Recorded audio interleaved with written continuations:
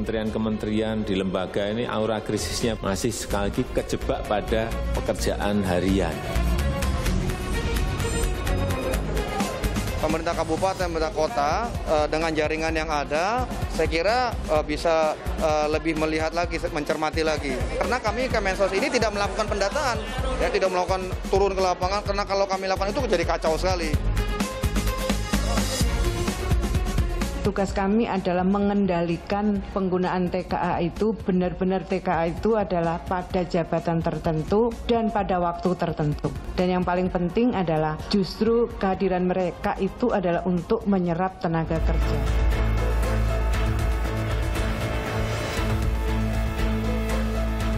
Ekonomi kita sudah melambat 2,97%, maka pertumbuhan ekonomi Indonesia pada triwulan kedua ini mengalami kontraksi atau tumbuh negatif sebesar 5,32%. Hari Rabu kemarin, BPS atau Badan Pusat Statistik mengumumkan bahwa Indonesia mengalami pertumbuhan negatif 5,32 lebih dalam dari perkiraan selama ini. Artinya ekonomi Indonesia selama kuartal kedua, yaitu sejak bulan April hingga Juni, jatuh hingga 5% lebih. Salah satu yang jadi persoalan adalah daya beli masyarakat di tengah pandemi. Disinilah titik penting jaring pelindung sosial bagi masyarakat. Saya sudah bersama Menteri Sosial Republik Indonesia, Bapak Juliari Peter Batubara. Selamat malam Pak Menteri. Selamat malam, Bro. Apa kabar? Baik, sehat ya? Sehat. Harus sehat. Ya, harus Bapak Menteri, kan kemarin sebenarnya banyak sih perkiraan bahwa pertumbuhan kita akan kontraksi minus begitu. Tetapi kemarin ketika BPS mengumumkan kuartal kedua minus 5,32%, itu sebenarnya agak lebih dalam dari perkiraan banyak orang termasuk dari Kementerian Keuangan. Dengan skema bantuan sosial dari seluruh pemulihan ekonomi nasional yang dianggarkan di Kementerian Bapak, apakah menurut Bapak cukup memadai? Kalau kita lihat sebenarnya Bu Rosi kan itu yang kemarin dikeluarkan BPS itu kan yang kuartal kedua ya. Q2 ya, berarti bulan April, Mei, Juni. Sampai Juni ya. Dan memang sudah kita antisipasi sebenarnya bahwa kontraksi akan jauh lebih dalam dibanding kuartal pertama yang masih positif ya.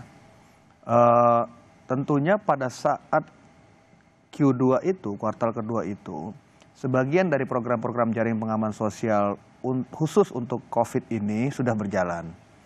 Sebagian besar memang ada di Kementerian Sosial. Baik yang sifatnya reguler, diperluas maupun yang khusus. Khusus untuk pandemi. Khusus untuk pandemi. Dan juga bersamaan juga dengan BLT Dana Desa dari Kementerian Desa. Dan ada beberapa skema yang sifatnya insentif ya, seperti diskon listrik yang dikelola oleh Kementerian Energi Sumber Daya Mineral. Oke. Nah kemudian pemerintah tentunya melihat kondisi pandemik yang masih serius ini, di 6 bulan ke depan akan menambah ya program-program jaring pengaman sosial yang bisa dibilang sekarang ini lebih masif lagi. Ya, karena begini, sorry Pak Ari, karena gini, kalau kita bedah dari apa yang diumumkan oleh BPS, yang paling anjlok itu memang konsumsi atau daya beli masyarakat. Memang sangat dipahami, usaha banyak tutup, gulung tikar, banyak yang di PHK, jadi nggak ada uang yang kesimpan sehingga nggak ada belanja. Itulah salah satu faktor terburuk mengapa kita bisa jatuh ke 5,32% itu. Nah, saya ingin mengutip ekonom Khatib Basri, Pak Ari, yang mengatakan BLT dinilai harus diberikan ke masyarakat miskin dan masyarakat berpenghasilan rendah karena mereka lebih banyak belanja daripada menyimpan uangnya. Bank Dunia punya angkanya 115 juta orang atau 30 juta rumah tangga. Ekonom Khatib Basri bilang udah guyur aja dengan BLT, let's say 30 juta rumah tangga, 1 juta per bulan, itu 30 triliun kira-kira kalau untuk per bulannya. Menurut Pak Ari, apakah proposal seperti ini bisa dibilang semacam apa, parasetamol di tengah daya beli yang anjlok? Mungkin tidak bisa diasumsikan langsung semudah itu ya. Karena Presiden tentunya sebagai penanggung jawab ya, pemerintahan dan negara, tentunya juga ingin melihat bahwa sisi demand dan supply-nya harus imbang. ya. Apa yang kita lakukan di paruh awal daripada penanggulangan COVID ini kan lebih banyak mempush di sisi demand-nya, yaitu dengan bantuan sosial tunai dari Kemensos, kemudian bantuan langsung tunai dari dana desa. Itu kan benar-benar menciptakan demand-nya. Supaya ada daya beli itu. Tapi dan itu pun dilakukan pada saat, kalau Bu Rosi ingat kan, itu banyak pengetatan ya, bahkan PSBB di beberapa daerah ya, bahkan bisa dibilang itu kan memang tidak ada aktivitas ekonomi sama sekali pada saat itu. Nah, kemudian setelah dibuka menjadi fase new normal seperti saat ini, atau PSBB transisi. PSBB transisi, aktivitas kan mulai dilonggarkan. Artinya sekitar mungkin 1 bulan inilah aktivitas ekonomi baru mulai bergerak kembali. Tentunya dengan protokol kesehatan. Artinya apa? Yang di 3 bulan pertama itu hampir tidak ada aktivitas ekonomi. Sekarang sudah mulai ada aktivitas ekonomi. Konteksnya relevansinya adalah kenapa waktu itu konsumsinya anjlok karena lagi ada PSBB. Iya, 3 bulan itu kan kita hampir tidak ada aktivitas sama sekali ya. Hampir semua. Kita lihat pusat perbelanjaan, pasar, semua tutup semua pada saat itu. Nggak ada konsumsi sama sekali. Apa itu artinya BLT menjadi yang udah pokoknya sekarang genjot BLT untuk masyarakat supaya mereka bisa pegang uang dan kemudian belanja gitu. Itu menjadi tidak relevan ketika toh aktivitas ekonomi sudah berjalan normal. Atau bukan normal, tapi beradaptasi dengan kebiasaan baru. Masih relevan karena kita masih menjalankan. Jadi pelonggaran aktivitas sekarang ini tentunya dengan protokol kesehatan yang tetap disiplin, itu kita berasumsi, pemerintah berasumsi bahwa keluarga-keluarga yang tadinya sama sekali tidak dapat income mulai mudah-mudahan mendapatkan income kembali dengan dibukanya aktivitas ekonomi. Namun bantalan-bantalan, program-program bantalan ekonomi atau jaring bantalan sosial seperti jaring pengaman sosial tetap dijalankan, Bu Rosi. Sampai bulan Desember, bahkan nanti akan ada program-program JPS, jaring pengaman sosial yang baru, yang lebih masif ya, yang masuk ke dalam segmen-segmen masyarakat yang tadinya belum disentuh, seperti pekerja, kemudian UMKM, itu bahkan menambah line up daripada program-program jaring pengaman sosial yang dilanjutkan sampai Desember. Jadi kombinasi, Bu Rosi.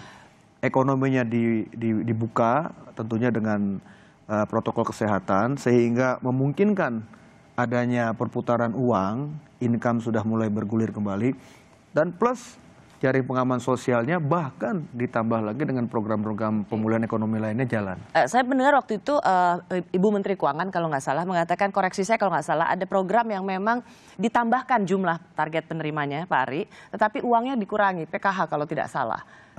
Itu bansos tunai. Bansos tunai. Jadi orang penerimanya, keluarga penerimanya lebih banyak, tapi uangnya dikurangi. Apa itu cukup juga menjadi pedal gas untuk membuat mereka belanja? Harus diingat, Bu Rosi, bahwa bukan hanya Kementerian Sosial yang menjalankan program-program jaring pengaman sosial ya.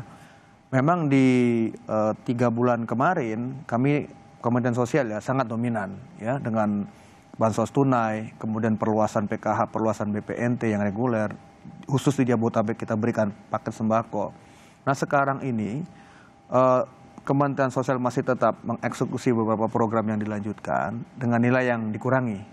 Karena dikurangi karena tadi kombinasi dilonggarkan aktivitas ekonomi plus akan ada program-program tambahan seperti tadi untuk UMKM, untuk pekerja yang di bawah gajinya 5 juta. Ya, kemarin diumumkan oleh Menteri Keuangan. Betul. Pak Ari, saya mau kita mendengar dulu pernyataan dari Menko Perekonomian soal bagaimana memperkuat kuartal berikutnya supaya bisa lebih nendang lagi untuk menahan kita dari jurang resesi. Kita dengar sama-sama. Dan tentu dari segi ekonomi kita membutuhkan kira-kira per kuartal itu ada minimal 800 triliun untuk yang dibelanjakan. Dan ini tentu berbagai sektor dan diharapkan dengan adanya belanja dalam bentuk bansos maupun cash, maka diharapkan daya beli itu bisa terungkit sehingga kemungkinan kita untuk mempersempit gap negatifnya itu diperlukan. adanya tadi sepertinya hampir sinkron ya, jadi akan ada penambahan lagi. Betul. Kalau kita ingin menahan supaya tidak terlalu lama dalam resesi atau terlalu dalam jurang resesi, memang lebih butuh banyak bantalan sosial untuk publik. Pak Ari, tapi gini, soalnya Presiden Jokowi, tadi ini juga saya tanyakan pada Bu Menaker, dalam beberapa kali dan minggu yang sangat berdekatan itu cukup gusar yang mengatakan bahwa kita tidak punya sense of crisis kementerian gitu. Saya ingin kita ingatkan lagi seperti apa pernyataan Pak Jokowi. Saya melihat memang urusan realisasi anggaran ini memang masih sangat minim sekali. Sekali lagi, dari 695 triliun stimulus untuk penanganan COVID, 695 triliun baru 20% yang terrealisasi, 141 triliun yang terrealisasi, baru 20% sekali lagi, masih kecil sekali,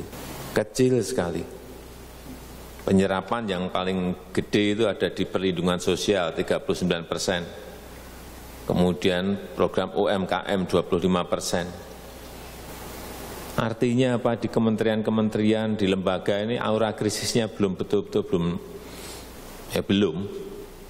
Masih sekali lagi kejebak pada pekerjaan harian. Nggak tahu prioritas yang harus dikerjakan. Pak Ari, bagaimana menjelaskan apa yang menjadi kerisauan Presiden? Jadi mungkin pertama tentunya beliau sebagai kepala pemerintahan, kepala negara ya memiliki satu sense of urgency, sense of crisis yang tinggi ya. Kemudian tentunya kami pembantu-pembantunya harus bisa memiliki sense yang sama juga. Namun begini Bu Rosi, bukan untuk pembelaan ya, tapi 695 triliun paket itu kan sampai akhir tahun. Ya, jadi bentuknya bukan yang harus dihabiskan sekarang. Dalam 3 bulan karena atau dalam ini, bulan tertentu. Sampai dengan akhir tahun, dan kemudian kalau Presiden tadi menyampaikan penyerapannya baru 20%, itu penyerapan di total 695 triliun. Dan di dalam 695 triliun itu, Bu Rosi, sebenarnya dibagi dalam 6 klaster. Jadi tidak semua menjadi satu. Contohnya misalnya yang pertama ada klaster kesehatan. Klaster kesehatan itu tidak hanya Kementerian Kesehatan, Bu. Ada juga BNPB dan yang lainnya. Kemudian ada klaster perlindungan sosial. Kami Kemensos masuk di situ. Tapi juga semua program bukan program Kemensos. Cuma ada sebagian besar. Juga. Ya, ada Kemendes, ada yang lain. Cuma memang sebagian besar Kemensos. Kemudian ada sektor, ada klaster UMKM yang jumlahnya cukup besar, 123 triliun sekian. Ada klaster korporasi, ada klaster insentif usaha yang tidak semuanya bentuknya cash, Bu. Karena kan ada yang sifatnya kan dia insentif fiskal. Ya. Dan yang terakhir ada klaster sektoral KL dan Pemda. Artinya ini anggaran yang tidak semuanya bentuknya cash, ada juga yang insentif pajak yang diturunkan kepada kementerian dan Pemda-Pemda. Jadi ini sebenarnya ada 6 klaster. Ya. Dibagi 6 klaster, yang Presiden bilang yang sampaikan 20% ini adalah realisasi dari semua. Namun itu sebenarnya sampai dengan Desember. Tapi saya kira soalnya meskipun dipuji, karena Menteri Keuangan juga memuji. Saya membaca Instagramnya Menteri Keuangan Sri Mulyani mengatakan saya bersyukur dan senang sekali karena Kementerian Sosial mampu melakukan menyerap anggaran dan semoga berhasil optimal. Dan tadi Presiden juga mengatakan 39% paling tinggi dari Kementerian Sosial penyerapannya. Meskipun itu sebenarnya less than 50%. Yang padahal memang ada keinginan untuk cepat dong gitu. Biar orang tuh punya megang uang dan biar bisa belanja. Kalau mereka bisa belanja kan menggerakkan semua bisa menggerakkan UMKM dan semua roda perekonomian kan gitu. Kira-kira logikanya Pak Ari. Ya kembali lagi Bu Rosi, ini sebenarnya anggarannya sampai akhir tahun. Jadi kan tidak mungkin anggaran yang sampai akhir tahun dihabiskan bulan ini kan nggak mungkin juga. Setelah itu bagaimana? Kan kita juga harus ibaratnya kan kita harus mengatur amunisi kita juga. Kami paham bahwa tentunya dengan keinginan untuk cepat dan harus tetap akuntabel Bu Rosi, karena ini kan anggaran negara ya. Dengan pertumbuhan yang sudah minus seperti ini, tentunya Presiden ingin ada percepatan realisasi anggaran. Namun bisa disampaikan bahwa kami on the right track lah di dalam realisasi. Kalau 39% itu adalah klaster, Bu Rosi, perlindungan sosial, untuk spesifik untuk Kementerian Sosial sendiri penyerapannya sudah 59%. Jadi kalau bicara 50% misalnya anggaran itu 12 bulan, 6 bulan, 55. Sebenarnya kita per pertengahan jalan ini sudah lebih dari 50%. Jadi karena maaf Pak Ari, karena begini, ada anggapan bahwa sesungguhnya dengan kan sudah ada waktu itu sudah ada Perpu dan kemudian sudah diundangkan oleh DPR bahwa semua kebijakan yang terkait dengan pemulihan ekonomi Indonesia ini nggak perlu takut gitu.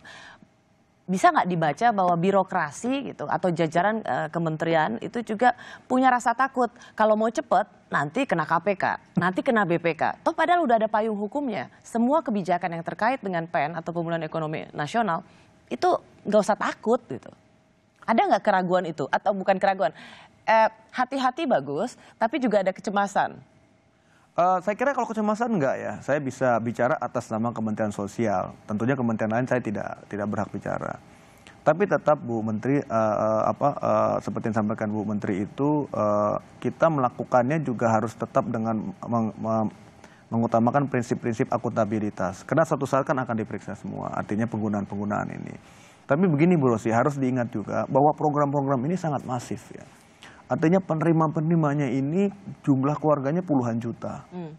Jadi bukan hanya sekedar ibaratnya kita tuh membawa tas penuh isi dengan cash ke satu tempat terbuka terus bagi-bagi begitu kan tidak seperti itu. Tentunya kan 10 juta keluarga misalnya nih, 10 juta keluarga yang mendapatkan bantuan sosial dalam bentuk tunai. Ini kan harus kita pastikan juga. Pertama, rekeningnya, kemudian orangnya kan benar nggak di lapangan dia yang terima. Jadi memang ada, kalau birokrasi sama sekali nggak ada tuh kan nggak mungkin.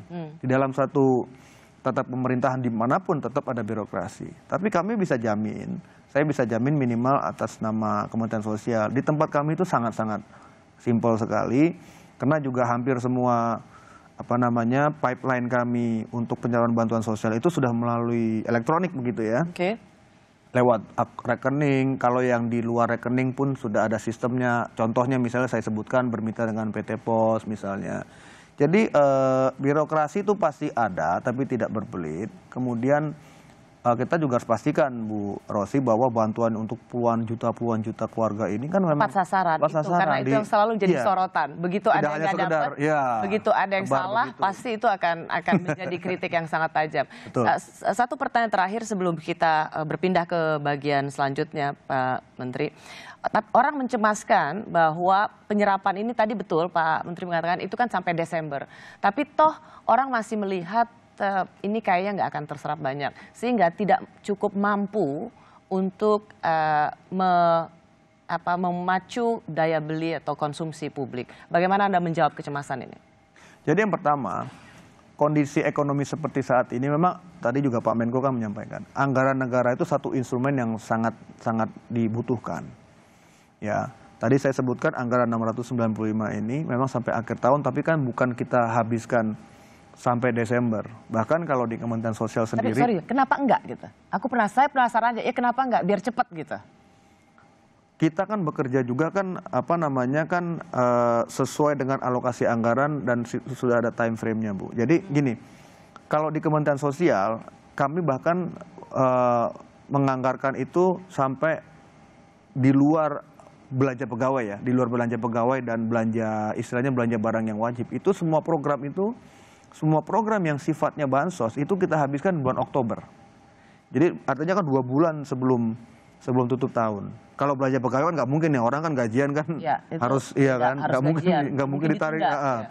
Nah itu yang pertama. Yang kedua, yang kami lakukan itu bahkan ada yang misalnya begini, ada yang contohnya di satu program PKH itu penyalurannya setiap bulan Bu. Setiap bulan itu kita kirim uang ke rekening. Oke. Ini kita tarik tiap 3 bulan sekali. Pak Menteri, ini bisa dibilang gini nggak Pak Ari? Pak Jokowi pernah bilang begini, kita ini terjebak pada aturan kita sendiri. Sehingga itu yang membuat kita terlalu lama dalam penyerapan.